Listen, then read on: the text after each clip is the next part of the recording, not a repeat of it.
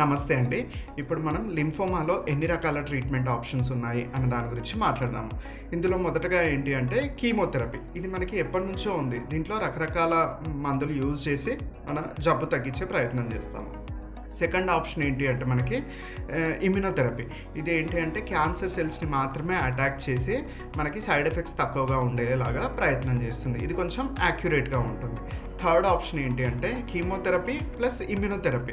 ఈ రెండు రకాల మెడిసిన్స్ని కాంబినేషన్లో ఇవ్వడం వల్ల మనకి జబ్బు తగ్గే అవకాశం ఎక్కువగా ఉంటుంది.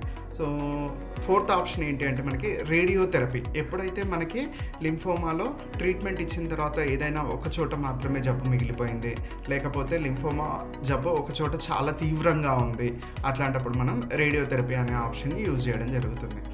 నెక్స్ట్ ఆప్షన్ ఏంటి అంటే బోన్ మ్యారో ట్రాన్స్ప్లాంటేషన్. ఈ బోన్ మ్యారో ట్రాన్స్ప్లాంటేషన్ అన్నిసార్లు యూజ్ చేయము. జబ్బు ఎక్కడైనా మనకి ట్రీట్మెంట్ తర్వాత తిరగబడింది, లేకపోతే చాలా వెరీ హై గ్రేడ్ లింఫోమా ఉంది, అప్పుడు మనం బోన్ మ్యారో ట్రాన్స్ప్లాంటేషన్ యూజ్ చేయొచ్చు. So last and latest option ఏంటి అంటే మనకి కార్ టీ సెల్ థెరపీ అంటాము. Chimeric antigen T cell receptor therapy. ఇది కూడా మనకి ఏంటి అంటే బిఎంటీ లాగానే హై గ్రేడ్ లింఫోమాస్లో కానీ, లేకపోతే ట్రీట్మెంట్ చేసిన తర్వాత మళ్ళీ తిరగబడింది, అట్లాంటప్పుడు మాత్రమే ఈ కార్ టీ సెల్ థెరపీ అనేది మనం యూజ్ చేయడం జరుగుతుంది.